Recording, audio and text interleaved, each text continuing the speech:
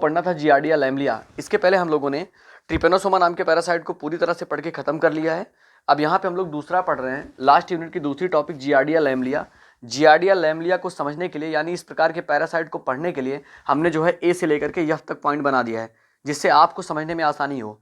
बहुत ध्यान से समझिएगा एक एक पॉइंट। सबसे पहले हम लोग इंट्रोडक्शन पढ़ेंगे, दूसरा स्ट्रक्चर पढ़ेंगे, तीसरा लाइफ साइकिल, चौथा पैथोजेनेसिस एंड सिम्टम्स, नेक्स्ट पढ़ेंगे ट्रीटमेंट और लास्ट में हम लोग पढ़ते हैं प्रिवेंशन एंड कंट्रोल। समझना, किसी भी पैरासाइट का पढ़ने का सबसे अच्छा तरीका यही है कि हम लोग पहले उसके बारे में परिचय प्राप्त कर लें कि जिस पैरासाइट को हम लोग पढ़ने चल रहे हैं वह किस फाइलम का है, किस क्लास का है, किस ऑर्डर का है और कहाँ पाया जाता है।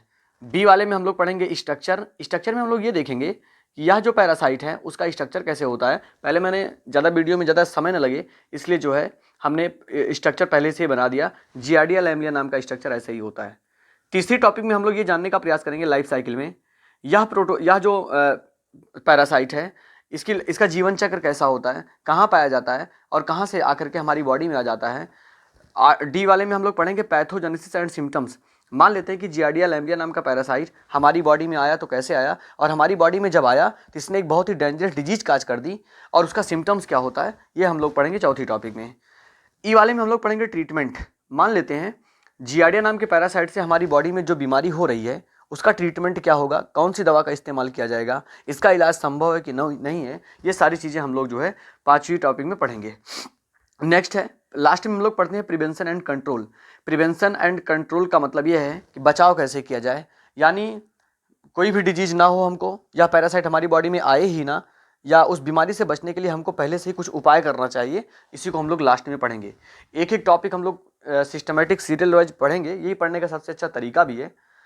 पहले हम लोग पढ़ते हैं इसमें जो है, देखिए पहले हम लोग स्टार्ट करते हैं इंट्रोडक्शन। जानेंगे ये पैरासाइट जो जियार्डिया नाम का लैमलिया नाम का पैरासाइट है ये जो है कैसे कहाँ पाया जाता है, समझिएगा बहुत ध्यान से। जियार्डिया लैमलिया नाम का जो पैरासाइट है, सबसे पहले देखिए बहुत ध्यान से, ये जो है फाइलम प्रोटोजोआ से बिलोंग करता है। फाइलम प्रोटोजोआ का एक सदस्य है। इसके अलावा जो है यह एक पैरासाइट है, और पैरासाइट में मैंने आपको बताया यह इंडो पैरासाइट है। यह इंडो पैरासाइट है, अंतः परजीवी होता है। इसका मतलब है कि यह हमारी बॉडी के अंदर में पाया जाता है। समझिएगा कहाँ पाया जाएगा, ये देखिए लिखा हूँ इंटेस्टाइन ऑफ मैन। कहाँ पाया जाता है, इंटेस्टाइन ऑफ मैन में पाया जाता है। और इंटेस्टाइन ऑफ मैन में पाए जाने के कारण, यानी हमारी आंत में पाए जाने के कारण इसको बहुत अच्छा नाम दिया गया है। इसको दिया गया है grand old man of intestine. Grand old man of intestine, समझिएगा, grand old man of intestine. हमारी आंत का सबसे शानदार जो है बूढ़ा व्यक्ति, इसको कहा गया है कि हमारी आंत में पाया जाता है, स्मॉल इंटेस्टाइन में पाया जाता है।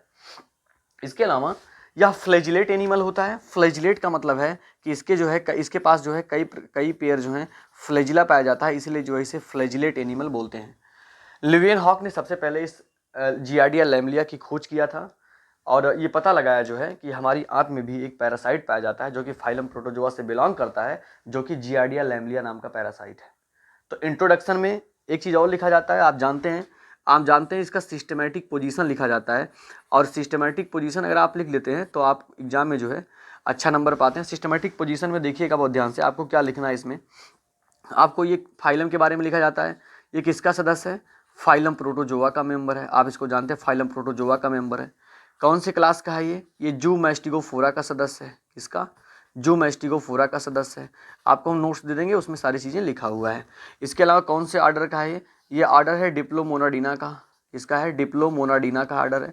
आप वहाँ दे देंगे, वहाँ आप ध्यान से देख करके लिखिएगा डिप्लोमोनाडिना। यहाँ पे बहुत ज़्यादा ऑनलाइन क्लास है, ऑनलाइन वीडियो है, वीडियो बहुत ज़्यादा लंबा हो जाता है तो अपलोड होने में प्रॉब्लम होती है, नेटवर्क प्रॉब्लम आप समझ रहे होंगे इस समय। इसलिए जो है आप इंट्रोडक्शन आप समझ गए। प्रोटोजोआ है, पैरासाइट में इंडो पैरासाइट है, हमारी आंत में पाया जाता है, ये grand old man of intestine कहा जाता है, फ्लैजिलेट एनिमल होता है। इसके अलावा जो है आपने जाना इसका सिस्टमेटिक पोजीशन, ये किस कौन से क्लास और कौन से ऑर्डर में ये पाया जाता है। अब देखिएगा बहुत ध्यान से, अब हम लोग सेकंड जो टॉपिक है स्ट्रक्चर के बारे में हम लोग पढ़ेंगे। स्ट्रक्चर के बारे में आपने लिखा है, थोड़ा सा मैं यहाँ पहले से लिख दिया हूँ जिससे आपको जल्दी हो जाए। देखिएगा स्ट्रक्चर के बारे में, जियार्डिया लैमलिया नाम के पैरासाइट के स्ट्रक्चर को समझने के लिए सबसे पहले देखिए यह एक प्रकार का इंडो पैरासाइट एनिमल है। ठीक है, ये हमारी बॉडी में पाया जाता है इसलिए इंडो पैरासाइट एनिमल है। फिर आपने लिखा है कि दीज आर यूनिसेलुलर। अगर हम लोग को ये पता चल गया है कि these are belong from the phylum protozoa, then it is consist of single cell, इसीलिए इसको यूनिसेलुलर कहा जा रहा है। इसके अलावा फिर आपने लिखा है कि these are microscopic animal. Microscopic का मतलब है कि बिना माइक्रोस्कोप को हम लोग इसे देख नहीं सकते हैं। यूकैरियोटिक का मतलब है कि इसके पास जो है एक वेल डेवलप्ड न्यूक्लियस है। यहाँ देखिए वेल डेवलप्ड न्यूक्लियस, यहाँ इसके पास बस न्यूक्लियस की संख्या 2 है, लेकिन फिर भी ये यूकैरियोटिक है, यानी ये यूकैरियोटिक में इसके पास 2 न्यूक्लियस हैं। यहाँ देखिए इसके पास 4 पेयर फ्लैजिला है, 4 पेयर फ्लैजिला इसके पास पाया जा रहा है। इसके अलावा फिर आपने लिखा है कि इसकी टोटल बॉडी की जो लेंथ होती है वो 10 से लेकर के 18 माइक्रोन की होती है, और बॉडी की जो चौड़ाई होती है 7 से लेकर के 10 माइक्रोन की होती है। इसके अलावा फिर आपने लिखा है these are pear shaped body. इसके अलावा फिर आपने लिखा है कि एंटीरियर जो साइड होता है, इसका इंटीरियर पोर्शन जो होता है ये एंटीरियर पोर्शन है और ये पोस्टीरियर पोर्शन है। तो एंटीरियर पोर्शन जो होगा ये ब्रॉड होता है, और पोस्टीरियर पोर्शन जो होता है वो थोड़ा सा पॉइंटेड होता है, नैरो होता है। इसके अलावा फिर आपने लिखा है इसका जो डॉर्सल सरफेस होता है वो कॉन्वेक्स होता है, और वेंट्रल सरफेस जो होता है वो फ्लैटेंड होता है, और यहीं से जो है बॉडी के पोर्शन से ही कई प्रकार के फ्लैजिला निकलते हैं। जैसे देखिए यहाँ से जो फ्लैजिला ऊपर के साइड निकला हुआ है इसे इंटीरियर फ्लैजिला बोलते हैं, और यहीं से फ्लैजिला जो सबसे नीचे चला आया है इसे पोस्टीरियर फ्लैजिला बोलते हैं, और यहाँ से एक पेयर फ्लैजिला जो है निकला है जिसे आप वेंट्रल फ्लैजिला, जो वेंट्रल पोर्शन से निकला है। इसके अलावा यहाँ पे बगल से फ्लैजिला जो निकलते हैं उनको लेटरल फ्लैजिला बोलते हैं। इसकी बॉडी में और कोई फीचर नहीं है। 2 इंपॉर्टेंट फीचर इसकी बॉडी में और हैं।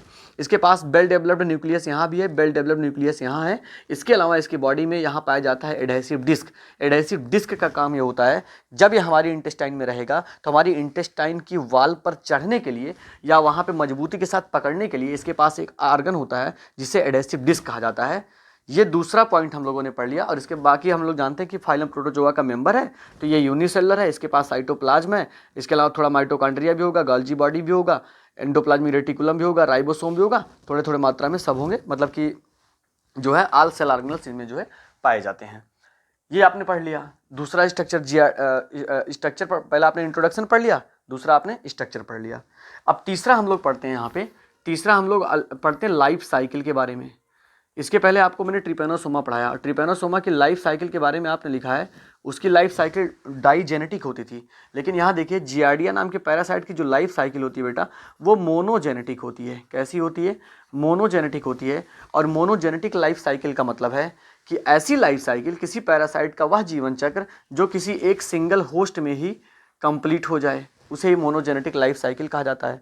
तो सवाल ये है कि हमारी बॉडी में आता कैसे है, बहुत ध्यान से समझिएगा। जैसे मान लेते हैं कि यहाँ पे कोई एक ह्यूमन है ए और यहाँ पे कोई एक ह्यूमन है बी, और यह जो ए ह्यूमन है, यह जो ह्यूमन है, यह जो मनुष्य है, यह जो मैन है, ये जो है जियार्डिया पैरासाइट नाम के पैरासाइट से इन्फेक्टेड है, यानी इसकी बॉडी में, इसकी स्मॉल इंटेस्टाइन में जो है जियार्डिया पाया जा रहा है। जब जियार्डिया पाया जा रहा है तो निश्चित तौर पे जो है ये रिप्रोडक्शन भी करेगा और अपनी संख्या को बार बार बढ़ाएगा। जब ये अपनी संख्या को बढ़ाएगा तो यहाँ पे छोटे छोटे जो है बहुत सिस्ट बन जाते हैं, ऐसे सिस्टिक फॉर्म में छोटे छोटे सिस्ट बन जाते हैं जियार्डिया के रिप्रोडक्शन के प्रोसेस के बाद। और जब यह मनुष्य जो है अपना एक्सक्रीटरी बेस्ड प्रोडक्ट डिस्चार्ज करता है तो उसी एक्सक्रीटरी बेस्ड प्रोडक्ट, या यूँ कहें कि फीकस मैटर के साथ जो है, या एक्सक्रीटरी बेस्ड प्रोडक्ट के साथ जो है ये बाहर निकल आते हैं। और यह एक्सक्रीटरी बेस्ड प्रोडक्ट जो होता है, एक्सक्रीटरी बेस्ड प्रोडक्ट जो होता है, इसमें छोटे छोटे सिस्ट पाए जाते हैं जो कि जियार्डिया लैमलिया होते हैं।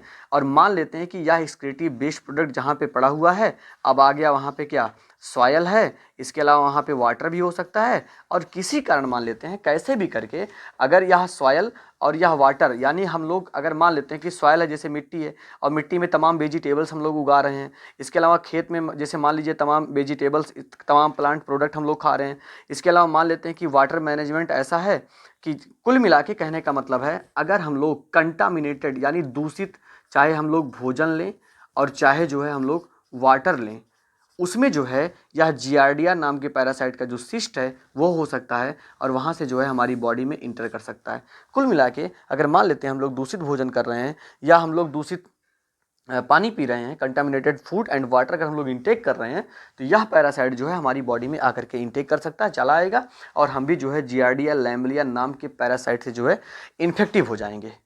बस इतना ही इसमें था लाइफ साइकिल में, और कुछ नहीं। यहाँ पे किसी वेक्टर की आवश्यकता नहीं है कि यहाँ पे, क्योंकि हम लोग ट्रिपेनोसोमा में पढ़े थे वहाँ पे वेक्टर होता था, वहाँ से एसी फ्लाई होता था, लेकिन यहाँ ऐसा कुछ नहीं है।